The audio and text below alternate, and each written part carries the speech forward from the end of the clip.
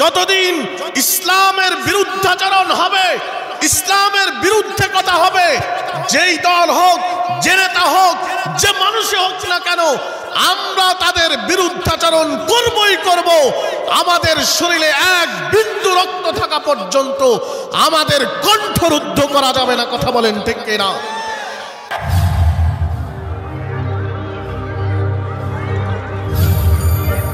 Islamic জীবন, রাজশাহী, একটি Islamic media, সত্যের সন্ধানে পবিত্র পথের যাত্রা। যখন ইসলাম বিরোধী শক্তি মাথা চাড়া দিয়ে ওঠে, ইসলাম বিরোধী শক্তি যখন ইসলামকে টুটি চেপে ধরবার পায়তারা করে, ইসলাম বিরোধী শক্তি যখন ইসলামকে কোণঠাসা করে, মানব রচিত কোনো তন্ত্র মন্ত্রকে বড় করে হাইলাইট করবার চেষ্টা করে, ইসলাম বলে জিহাদে ঝাঁপিয়ে পড়ো, যদি মরে যাও সরাসরি জান্নাতে, আর যদি সমস্ত অপশক্তি হটিয়ে আমার কালেমাকে বুলন্দ করতে পারো, আমি আল্লাহ গাজী হিসাবে তোমাদেরকে দুনিয়াতে এমন মর্যাদা দিব, দুনিয়ার শুধু মানুষ জিন নয়, প্রত্যেকটা প্রাণী তোমার আনুগত্য করতে বাধ্য হবে। কথা বলেন ঠিক কিনা? আমরা ভুলে গিয়েছিলাম, আল্লাহ পাক রব্বুল আলামিন মনে করিয়ে দিচ্ছেন। আল্লাহ বলেছেন, ওয়া ইন তাতাওয়াল্লাউ ইয়াস্তাবদিল কওমান গায়রাকুম সুম্মা লা ইয়াকুনু আমসালাকুম। তোমরা যদি আমার পথ থেকে বিচ্যুত হয়ে যাও, তোমরা যদি মুখ ফিরিয়ে নাও, আমি আল্লাহর কাছে আরো অনেক ব্যবস্থা আছে। তোমরা মুখ ফিরিয়ে নিলে আমি বিকল্প কাউকে তোমাদের স্থলাভিষিক্ত করে দিব। আমরা এই চেয়ারে বসে যে কথাগুলো বলতে ভয় পেয়েছি, প্রাণ নাশের হুমকি পেয়েছি, আজকে সে কথাগুলোই আল্লাহ অন্য মানুষদের জবান দিয়ে বের করিয়ে নিচ্ছেন। এখন করো। এজন্য আল্লাহর সমস্ত কৃতজ্ঞতা আল্লাহর। আলহামদুলিল্লাহ, আল্লাহ পরিবেশ তৈরি করেছেন জবান খুলে কথা বলার মতো। প্রধান মেহমান আছেন, কথা বলবেন। আজকে একটু সময়ের ভিন্নতার কারণে সময় একটু এদিক সেদিক হয়ে গেল। এরপরেও যতটুকু সময় পাই, আল্লাহ পাক রব্বুল আলামিন ইসলামের শুরু থেকে ইসলাম বিরোধী শক্তিরা ইসলামকে নিয়ে কিভাবে কি কি ষড়যন্ত্রে লিপ্ত হয়েছে, এই সম্বন্ধে সংক্ষিপ্ত পরিচয়ে আলোচনা করার চেষ্টা করব। ওমা তৌফিকি ইল্লা বিল্লাহ। ইসলাম বিরোধী শক্তি ইসলামকে উৎখাত করবার জন্য ইসলাম বিরোধী ষড়যন্ত্র আমাদের আদি পিতা সাইয়্যিদুনা আদম আলাইহিস সালামের যুগ থেকেই শুরু করেছে। আদম আলাইহিস সালাতু ওয়াস সালাম যখন জান্নাতে, আল্লাহ পাক রব্বুল আলামিন আদম আলাইহিস সালাতু ওয়াস সালামকে সৃষ্টি করার পরে বসবাস করবার জন্য আল্লাহ জান্নাতের বাসিন্দা বানিয়ে দিলেন, যে আদম যাও তুমি জান্নাতে বসবাস করো। আদম আলাইহিস সালাম জান্নাতে যাওয়ার পরে জান্নাতের এত শত নাজ নিয়ামত থাকা সত্ত্বেও তাফসীর ইবনে কাসীরের মধ্যে লিখেছেন, হযরতে হাওয়া আলাইহিস সালামের সৃষ্টি রহস্য বর্ণনা করতে গিয়ে, যে হযরত আদম আলাইহিস সালাম জান্নাতের এত এত নিয়ামত থাকা সত্ত্বেও একাকিত্ব ফিল করছিলেন, একাকিত্ব অনুভব করছিলেন। আল্লাহ পাক রব্বুল আলামিন আদম আলাইহিস সালামের একাকিত্ব দূর করবার জন্য, আদম আলাইহিস সালাম যখন একাকিত্বে তার যে একাকিত্ব ভাব এটা অনুভব করে আদম আলাইহিস সালাম যখন মন খারাপ করেছিলেন, আল্লাহ পাক রব্বুল আলামিন আদম আলাইহিস সালামের উপরে আদম আলাইহিস সালামকে স্বাভাবিক অবস্থা থেকে একটু তন্দ্রাগ্রস্ত করার পরে পবিত্র কোরআনের মধ্যে আল্লাহ ইরশাদ করছেন, সাইয়্যিদুনা আদম আলাইহিস সালামের পাজরের হাড় থেকে হাওয়া আলাইহিস সালামকে তৈরি করলেন। আদম আলাইহিস সালাম যখন তন্দ্রাগ্রস্ত অবস্থা থেকে ফিরে আসলেন, আসার পরে দেখেন পাশে একটা সুন্দরী মহিলা বসা। জিজ্ঞেস করলেন, কে তুমি? দুই ধরনের তাফসীর আছে। এক তাফসীরে লিখেছে আদম আলাইহিস সালামকে যখন জিজ্ঞেস করা হলো, আদম আলাইহিস সালাম যখন জিজ্ঞেস করলেন কে তুমি, সাইয়্যিদুনা হাওয়া আলাইহিস সালাম উত্তর করেছিলেন যে আমি আপনার সাথী, আপনার সঙ্গী। আদম আলাইহিস সালামের মুখ থেকে অজান্তেই মুচকি হাসি বের হয়ে গেল। কেন যেন মনে হলো এতক্ষণ পর্যন্ত জান্নাতের সমস্ত নিয়ামত ছিল, কিন্তু এই নিয়ামতটারই কমতি ছিল। আল্লাহ পাক রব্বুল আলামিন বলে দিলেন, আদম জান্নাতে আরাম আয়েশ করতে থাকো, উপভোগ করতে থাকো, আনন্দ উল্লাস করতে থাকো, তবে খবরদার ওই যে গাছ দেখছো এই গাছের কাছে খবরদার যাবে না, এই গাছ থেকে কোনো ফল ভক্ষণ করবে না।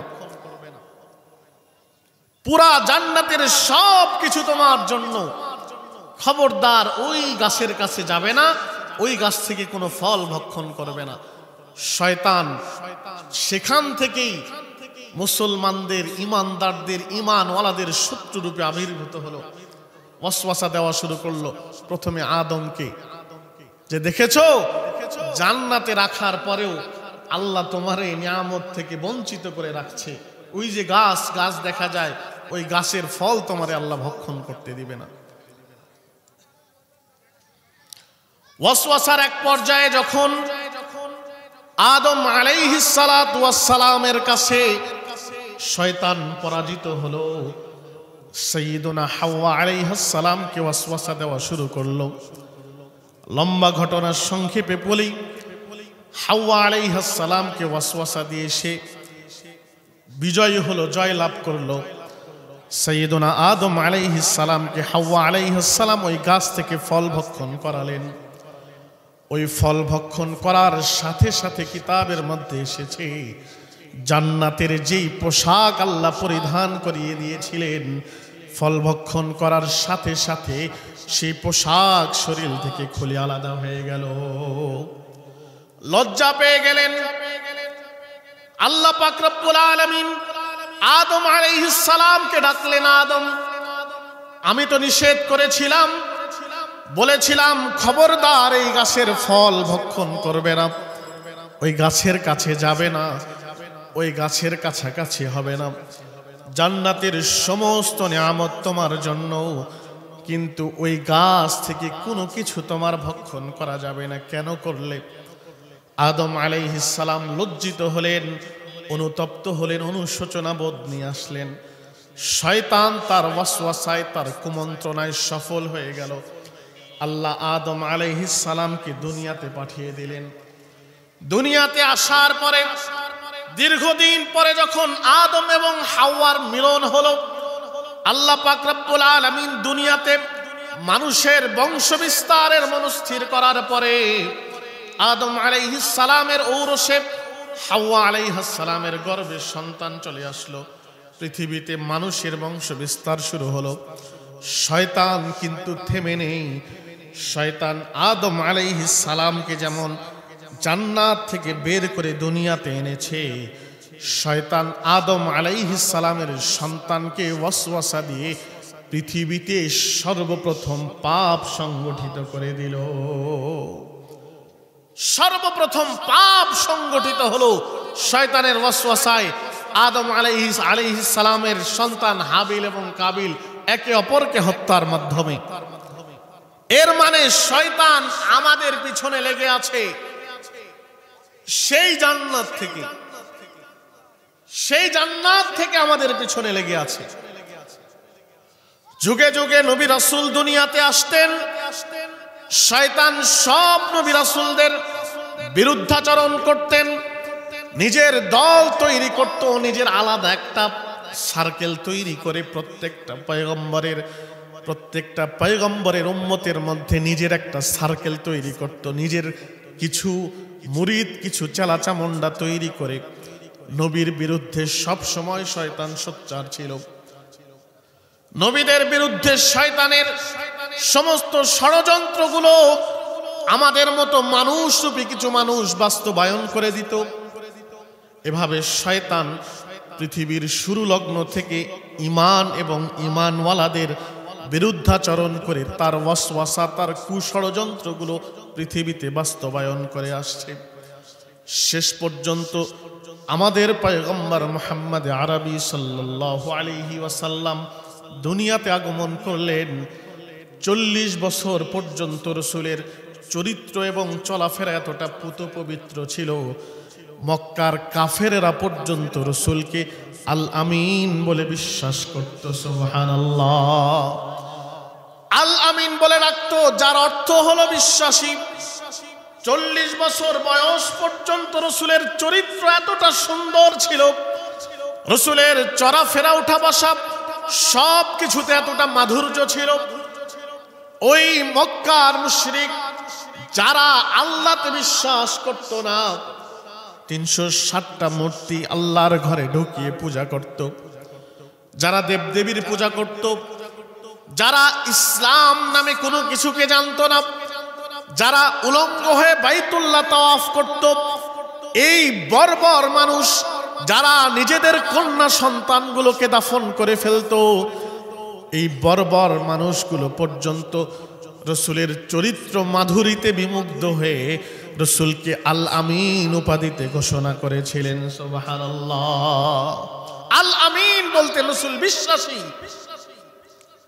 40 বছর বয়সে যখন রাসূল নবুয়ত প্রাপ্ত হয়ে গেলেন, পাহাড়ের চূড়ায় দাঁড়িয়ে রাসূল তার গোত্রের মানুষদেরকে ডাকলেন, একটু আসো, আমি তোমাদেরকে কিছু কথা বলতে চাই, একটু শোনো। কওমের মানুষেরা আবু জেহেল, আবু লাহাব, উতবা, শাইবা, ওয়ালিদ ইবনে মুগীরা সবাই একত্রিত হয়ে মুহাম্মদ ডেকেছে, নিঃসন্দেহে গুরুত্বপূর্ণ কোনো কথা হবে, সবাই চলো, সবাই গিয়ে শুনবো। সবাই একত্রিত হয়ে পাহাড়ের পাদদেশে উপস্থিত হলো।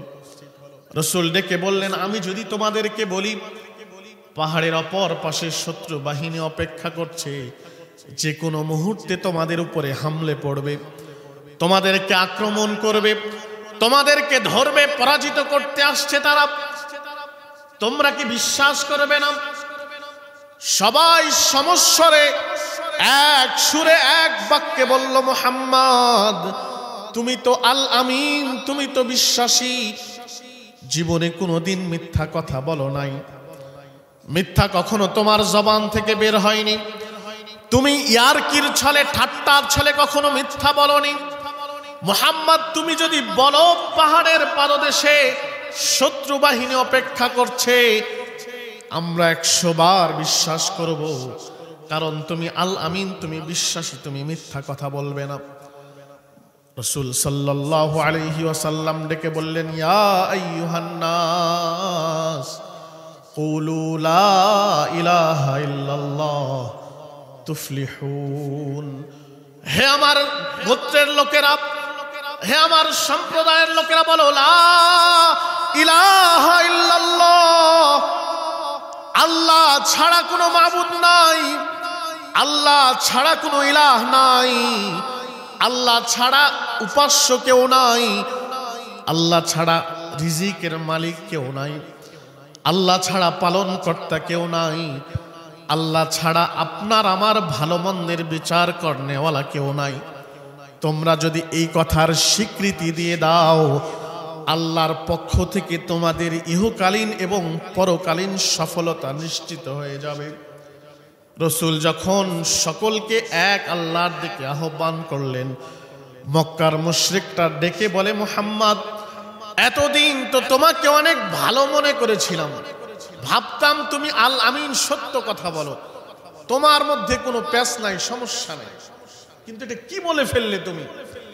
আবুল আহাব ডেকে বলে, তাব্বাল্লাকা লিহাযা জামাতানা, ভাতিজা ধ্বংস হও, এই কি তোমার মনে ছিল? তোমার মনে কি এটাই ছিল নাকি? এতদিন পর্যন্ত ভালো ব্যবহার দেখিয়েছো, ভালো আচরণ দেখিয়েছো, আমাদের সুন্দর ব্যবহার করে আমাদের অন্তর জিতে নিয়ে এখন এসে তুমি আমাদের মূর্তির বিরুদ্ধে কথা বলছো? ভাতিজা তোমার মনে তাহলে এটাই ছিল এতদিন? তাব্বাল্লাকা, ধ্বংস হয়ে যাও ভাতিজা, তুমি যে আমাদের মূর্তির বিরুদ্ধে আওয়াজ উঠিয়েছো, আমরা তোমার কথা মানব না, তোমার কথা শুনবো না। ভাতিজা সাবধান হয়ে যাও, তুমি যদি তোমার এই একত্ববাদের দিকে দাওয়াত দেওয়া, আমাদের মূর্তির বিরুদ্ধে কথা বলা যদি আজকে থেকেই ক্ষান্ত না করো, যত ধরনের যত সিদ্ধান্ত গ্রহণ করতে হয় আমরা সবাই তোমার বিরুদ্ধে সব সিদ্ধান্ত গ্রহণ করতে প্রস্তুত। নাউজুবিল্লাহ। সবাই আবু জেহেল আবুল আহাব সামনে বেড়ে রাসূলকে বলছে, ভাতিজা সাবধান সাবধান, কি বললে তুমি, এটা ধ্বংস হও তুমি। রাসূল যখন প্রাথমিক যুগে, ইসলামের প্রাথমিক যুগে গোপনে গোপনে সাহাবায়ে কেরামের সব সাহাবায়ে কেরামদের বাড়িতে বাড়িতে যারা ততদিন পর্যন্ত ইসলাম গ্রহণ করে নাই, সবার বাড়িতে বাড়িতে গোপনে গোপনে দাওয়াতের প্রচার প্রসার শুরু করলেন। আবুল আহাবের বাড়ি, আবু জেহেলের বাড়ি, উতবা, শাইবা, ওয়ালিদ ইবনে মুগীরার বাড়িতে বারবার গিয়ে বললেন, চাচা মুসলমান হয়ে যান, লা ইলাহা ইল্লাল্লাহ বলে নিজের জীবনের সফলতা অর্জন করে নেন, অন্যথায় কিয়ামতের ময়দানে আল্লাহর সামনে দাঁড়িয়ে কিন্তু উত্তর দেওয়ার কোনো কিছু অবশিষ্ট থাকবে না। রাসূল যখন রাসূলের দাওয়াত, রাসূলের মিশন ভীষণ শুরু করলেন, মক্কার মুশরিকরা রাসূলের বিরুদ্ধে কয়েক ধরনের ষড়যন্ত্র করেছিল। প্রথম ষড়যন্ত্র করেছিল রাসূলকে বিভিন্ন লোভ লালসার মাধ্যমে রাসূলের চাচা খাজা আবু তালেবের কাছে গিয়ে মক্কার বড় বড় নেতারা গিয়ে বললেন, নেতা আপনার ভাতিজা তো আমাদের ধর্মের বিরুদ্ধে বলে, আপনার ভাতিজা তো আমাদের মূর্তির বিরুদ্ধে বলে, আপনার ভাতিজা আমাদের দলের বিরুদ্ধে বলে, নেতা ভাতিজারে সামলান, নইলে কিন্তু খবর আছে। এতদিন পর্যন্ত আমরাও শুনে এসেছি, আমাদের দলের বিরুদ্ধে বললে, আমাদের নেতার বিরুদ্ধে বললে, আমাদের স্বার্থের বিরুদ্ধে বললে খবর আছে, খবরদার আমাদের দলের বিরুদ্ধে মুখ খোলা যাবে না। এমন আওয়াজ এতদিন শুনেছিলেন কিনা বলেন, শুনেছিলেন কিনা? মক্কার মুশরিকরাও রাসূলকে সাবধান করার জন্য রাসূলের চাচার কাছে এসে থ্রেট দিয়ে গেলেন, ভয় দেখিয়ে গেলেন যে নেতা ভাতিজাকে বোঝান, ভাতিজা যেন আমাদের বিরুদ্ধে কিছু না বলে, আমাদের মূর্তির বিরুদ্ধে কিছু না বলে। আমরা মূর্তির বলেছিলাম সসম্মানে, খবরদার মূর্তির সংস্কৃতি এটা ইসলামের সংস্কৃতি নয়, মূর্তি বানাবেন না, ভাস্কর্য আর মূর্তি যাই বলেন এটা ইসলামের সংস্কৃতি নয়, খবরদার মূর্তি বানাবেন না।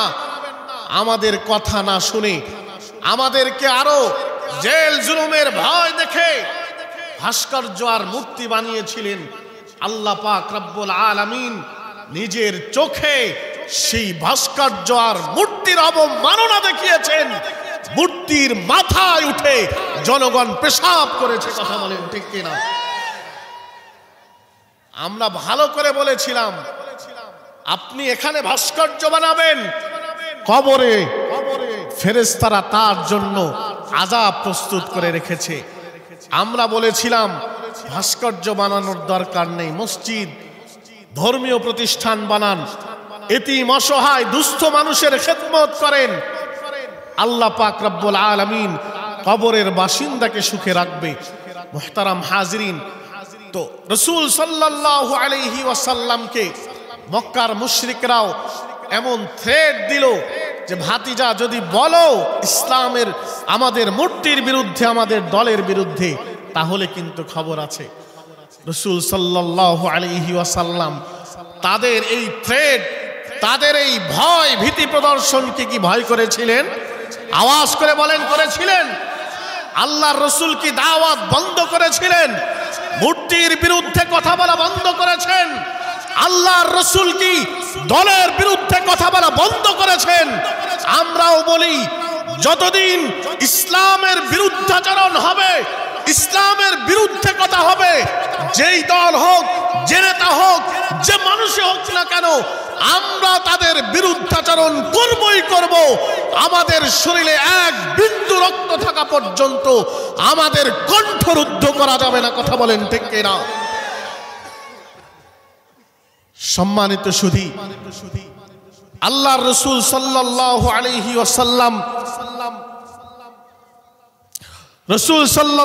আলাইহি ওয়াসাল্লাম কে যখন এভাবে ভীতি প্রদর্শন করা শুরু হলো, রাসূল সাল্লাল্লাহু আলাইহি ওয়াসাল্লাম তাতেও ক্ষান্ত হলেন না।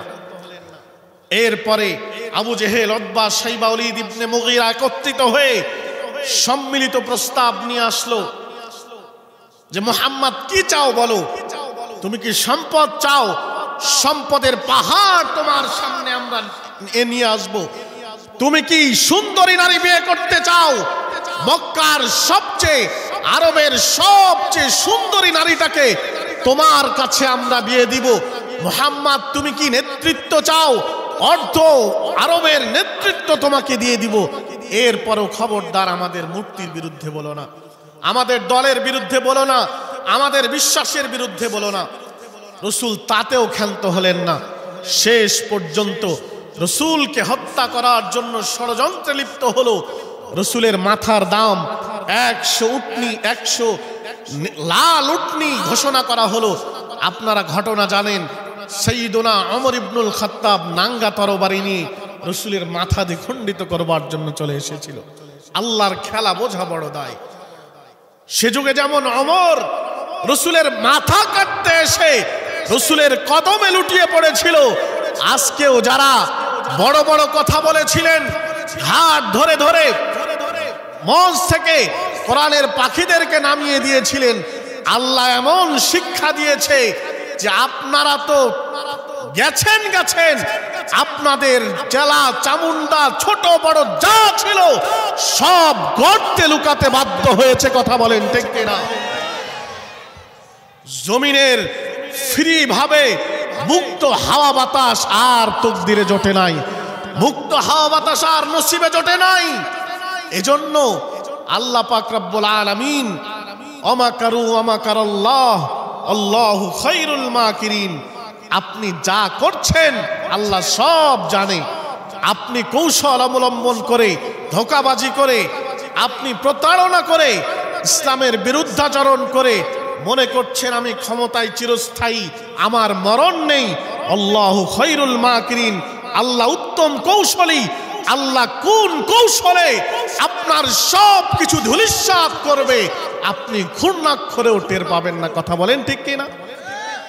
সম্মানিত সুধী, রাসূলের মাথা দ্বিখণ্ডিত করার জন্য পুরস্কার ঘোষণা করে দেওয়া হলো। রাসূল সাল্লাল্লাহু আলাইহি ওয়াসাল্লাম তাতেও ক্ষান্ত হলেন না। পক্ষান্তরে হলোটা কি? সাইয়্যিদুনা ওমর ইবনুল খাত্তাব ইসলাম গ্রহণ করার পরে রাসূলকে জিজ্ঞেস করে, ইয়া রাসূলুল্লাহ, আমরা গোপনে কেন ইসলাম প্রচার করব? আমি বাইতুল্লাহর চত্বরে গিয়ে নামাজ আদায় করতে চাই ইয়া রাসূলুল্লাহ। আল্লাহর রাসূল বললেন, ওমর, আমরা তো সংখ্যায় অল্প, শক্তিতে কম, আমাদের জীর্ণ শীর্ণ অবস্থা, আমাদের দ্বারা সম্ভব না। ওমর, এখন তুমি এগুলো পাগলামি করো না। ওমর ইবনুল খাত্তাব রাসূলকে জিজ্ঞেস করলেন, ইয়া রাসূলুল্লাহ, আমরা কি সত্যের পক্ষে নাই? আমরা যে কাজ করছি এটা কি হকের পথে নয়? আল্লাহর প্রদত্ত যে বিধান এটা কি আমরা মেনে চলছি না? আল্লাহর রাসূল বললেন, অবশ্যই। ওমর ইবনুল খাত্তাব বললেন, ইয়া রাসূলুল্লাহ, কিসের এত ভয় কিসের? আমি বাইতুল্লাহর চত্বরেই নামাজ পড়ব। বাইতুল্লাহর চত্বরে গিয়ে ওমর দীপ্ত কণ্ঠে ঘোষণা দিলেন, কে আছো আসো, নিজের স্ত্রীকে বিধবা করতে চাও? কে আছো আসো, নিজের মায়ের কোল খালি করতে চাও? নিজের সন্তানকে এতিম বানাতে চাও? আসো, ওমরের মোকাবেলা করো। ওমর ইসলাম প্রকাশ্যে প্রচার করবে। কারো বুকে শক্তি থাকলে আসো, ওমরের মোকাবেলা করো। মক্কার কুরাইশ কাফেরেরা, বড় বড় নেতারা চমকে উঠেছে। কে রে বাইতুল্লাহর চত্বরে এত উঁচু আওয়াজে কথা বলে, ইসলামের কথা বলে? তাও আবার দৌড় দিয়ে বাইরে বের হয়ে এসেছে। বাইরে বের হয়েই দেখে ওমর। সর্বনাশ, যে যেদিক দিয়ে বের হয়েছে ওই দিক দিয়েই দৌড়। কারণ ওমর তো ওমর, আল্লাহর রাসূল ওমর ইবনুল খাত্তাবকে ফারুকে আজম উপাধি দিয়েছেন। রাসূল সাল্লাল্লাহু আলাইহি ওয়াসাল্লামের বিরুদ্ধে সমস্ত ষড়যন্ত্র যখন নস্যাৎ, কোন ষড়যন্ত্রই রাসূলকে কোনোভাবেই রোখা যাচ্ছে না, বিরত রাখা যাচ্ছে না। শেষ পর্যন্ত রাসূল সাল্লাল্লাহু আলাইহি ওয়াসাল্লাম খায়বার বিজয়ের পরে এক ইহুদি মহিলা রাসূলকে দাওয়াত করেছেন। দাওয়াত করার পরে জানতেন রাসূল যে খাসি বা দুম্বার গোস্তের সামনের পায়ের উপরের যে বাহু থাকে, যে এই বাহুর গোস্ত রাসূল খুব পছন্দ করেন। এই বাহুর গোস্তটাকে আলাদা করে ভুনা করে সুন্দর করে বিষ মিশিয়ে এরপরে রাসূলের সামনে উপস্থাপন করেছে।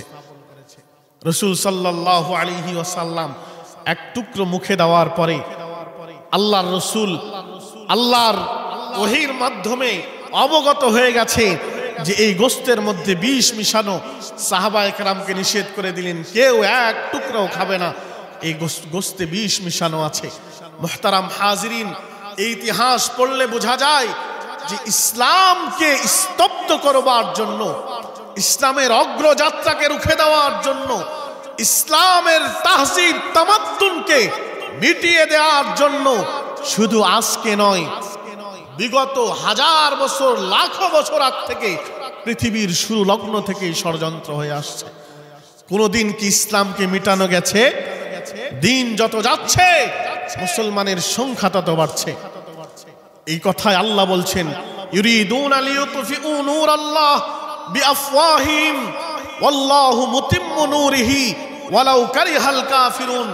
একদল মানুষ চায় লিইউতফিউ নূরাল্লাহ, আল্লাহর ইসলামের আলোকে ফুৎকার দিয়ে নিভিয়ে দিবে। ওরা মনে করে ইসলামকে ফু দিয়েই নিভিয়ে দেওয়া যায়। দেখেন না কত প্রায় 100 বছর ধরে ফিলিস্তিনকে ওরা জ্বালাচ্ছে, আফগানকে জ্বালিয়েছে, মিয়ানমার জ্বলছে, চীন জ্বলছে। আল্লাহ এমন জ্বলন ওদের বুকে ধরিয়েছে, পৃথিবীর তাবৎ শক্তি ব্যয় করেও ওই জ্বলন আর থামানো যাচ্ছে না। আপনারা সবাই আমেরিকার যে অগ্নিস্ফুলিঙ্গের খবর শুনেছেন না? লস অ্যাঞ্জেলেসে যে আগুনের যে দাবানল জ্বলছে, ওরা গাজাকে শেষ করে দিতে চেয়েছিল, কোটি কোটি টাকা ব্যয় করেছে, সৈন্য খরচ হচ্ছে। আল্লাহ পাক রব্বুল আলামিন কোনো কিছু ছাড়াই, কোন শত্রুর প্রয়োজন, শক্তির প্রয়োজন হয়েছে, কোন কিছুর প্রয়োজন হয়েছে, কিচ্ছুর প্রয়োজন হয়নি। আল্লাহ পাক রব্বুল আলামিন এমন কুদরতি শক্তি দিয়ে ওদের বুকে আগুন ধরিয়েছে, ওদেরকে বুঝিয়ে দিচ্ছে যে তোমরা তো টাকা খরচ করে প্রযুক্তি দিয়ে আমাদেরকে মিটিয়ে দিতে চাও, যদিও পারবে না মিটিয়ে দিতে। আমি চাইলে আমার কোনো সাধারণ থেকে সাধারণ একটা বাতাস বা যে কোনো যা কিছু দিয়ে হলেও আমি তোমাদেরকে সমূলে ধ্বংস করে দিতে পারি। ইসরায়েল বড্ড বড়াই করতো আমাদের আকাশ প্রতিরক্ষা ব্যবস্থা, আয়রন ডোম। কে কি করবে আমাদের? আল্লাহ পাক রব্বুল আলামিন আব্রাহাকে যেমন আবাবিল দিয়ে হত্যা ধ্বংস করেছিলেন, আল্লাহ পাক রব্বুল আলামিন হামাসের আবাবিলদেরকে পাঠিয়ে দিয়েছে আয়রন ডোম ভেদ করতে। পৃথিবী সবচেয়ে নাকি দামি, সবচেয়ে উন্নত ওদের আকাশ প্রতিরক্ষা ব্যবস্থা। আল্লাহ পাক রব্বুল আলামিন এমন মার দিয়েছে, ইসরায়েলের নাগরিকেরা এখন তাদের দেশের যে ক্ষমতাসীন যে আছে নেতানিয়াহু, এর বিরুদ্ধে এখন স্লোগান তোলা শুরু করেছে। মুহতারাম হাজিরিন, এজন্য যুগে যুগে এভাবেই আল্লাহ পাক রব্বুল আলামিন বারবার দেখিয়েছেন, ইসলাম বিরোধী শক্তি যতই শক্তি নিয়ে, যতই প্রভাব প্রতিপত্তি নিয়ে ইসলামকে মিটিয়ে দিতে চাইবে, আল্লাহ পাক রব্বুল আলামিন তত করুণ পরিণতির মাধ্যমে দেখিয়ে দিবেন যে ইসলামকে পৃথিবী থেকে উৎখাত করা যাবে, কোশ্চিন কালেও যাবে না। ইসরায়েল সমস্ত ইহুদি মিলে একত্রিত হয়েছে, মুসলমানদেরকে নিশ্চিহ্ন করবে। কিন্তু ওরা জানে না আমরা ইমাম মাহদির অপেক্ষায় আছি, আমরা হযরত ঈসা আলাইহিস সালামের অপেক্ষায় আছি, আমরা গজওয়াতুল হিন্দের অপেক্ষায় আছি।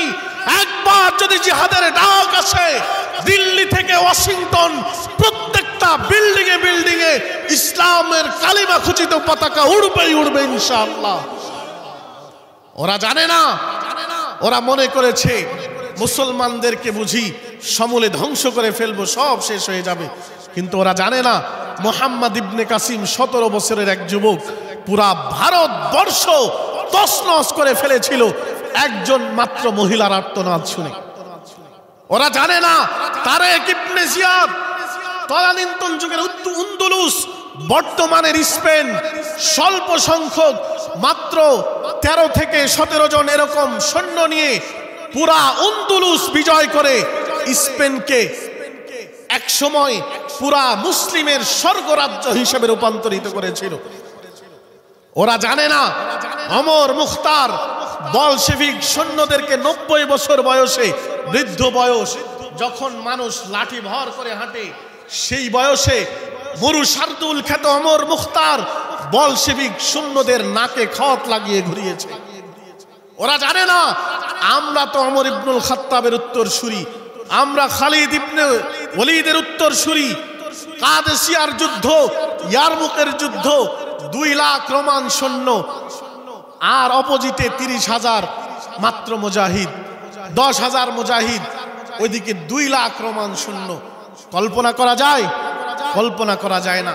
আফগানিস্তানের ইতিহাস পড়ে দেখেন, রাশিয়া যখন আফগান ধ্বংস করবার জন্য, আফগানিস্তানকে ধুলোয় মিশিয়ে দেওয়ার জন্য, সে যুগের পরাশক্তি সোভিয়েত ইউনিয়ন এসেছিল যে আফগানকে ধ্বংস করে ফেলবে। আল্লাহ পাক রব্বুল আলামিন সোভিয়েত ইউনিয়নকে এমন মার দিয়েছে, ওরা ভেঙে টুকরো টুকরো হয়ে গেছে। এখন আমেরিকা, ইসরায়েল, যত শক্তি, পরাশক্তি, ধরাশক্তি যাই হোক না কেন, যারা ইসলামের বিরুদ্ধাচরণ করবে, আল্লাহ পাক রব্বুল আলামিন যুগে যুগে প্রত্যেকটা জাতিকে এমন দৃষ্টান্তমূলক পতনের মাধ্যমে আল্লাহ পাক রব্বুল আলামিন ইতিহাস রচিত করে দিয়েছেন যে ইসলামের বিরুদ্ধাচরণ করলে শুধুমাত্র পরাজয় হবে এমনটা নয়, অস্তিত্ব হারা হয়ে যাবে। কথা বলেন ঠিক কিনা? গত কিছুদিন আগেও দেখেছেন না, শুধু কি পরাজয় হয়েছে নাকি অস্তিত্ব শেষ হয়ে গেছে। এজন্য মুহতারাম, আমাদের জন্য উচিত হলো, ইসলামের বিরুদ্ধে ষড়যন্ত্র হয়েছে, হচ্ছে, ভবিষ্যতেও হবে। আমাদের জন্য করণীয় হলো ইসলামের বিরুদ্ধে ষড়যন্ত্র যত শক্তি নিয়ে আসবে, আমরা তত শক্তি নিয়ে ইসলামকে প্রোটেক্ট করার জন্য, ইসলামকে টিকিয়ে রাখবার জন্য আমরা আমাদের জীবন বিসর্জন দেওয়ার জন্য প্রস্তুত থাকবো তো ইনশাআল্লাহ। কারণ আপনি আমি যদি ইসলামের জন্য জীবন দিতে প্রস্তুত থাকি, এরপরেও ইসলাম পৃথিবীতে প্রতিষ্ঠিত থাকবে। যদি আমি মনে করি যে না, আমি এর আগ পিছে নাই, এরপরেও ইসলাম প্রতিষ্ঠিত থাকবে। কিন্তু ইসলামের জন্য যদি আমার জীবন বিসর্জন দেওয়ার জন্য প্রস্তুত না থাকি, দূরে দূরে থাকি, আমি হারিয়ে যাব, ইসলাম প্রতিষ্ঠিত থাকবে। এজন্য আমাদের প্রত্যেকজনকে আল্লাহ পাক রব্বুল আলামিন যার যেভাবে শক্তি সামর্থ্য দিয়েছেন, যার যেভাবে আল্লাহ পাক রব্বুল আলামিন সামর্থ্য দিয়েছেন, সামর্থ্যের সবটুকু ব্যবহার করে এতদিন পর্যন্ত তন্ত্রে মন্ত্রে বহু বিশ্বাস করেছি, বহু ভোট দিয়েছি, বহু কিছু করেছি। একবার আসেন খেলাফতের পথে, আসেন একবার খেলাফতের রাস্তায়, পৃথিবীতে একবার খেলাফত প্রতিষ্ঠিত করে দেখি। আফগানের এক মাথা থেকে আরেক মাথায় যেমন একজন নারী একা সারা শরীরে অহংকার অলংকার নিয়ে চলে যায়, কোনো সমস্যা হয় না, আমরা খেলাফত প্রতিষ্ঠিত করলে আমাদেরও এমন হবে। এজন্য আমরা সবাই খেলাফতের রাস্তায়, খেলাফত প্রতিষ্ঠার জন্য জীবন বিসর্জন দিতে প্রস্তুত থাকবো তো ইনশাআল্লাহ।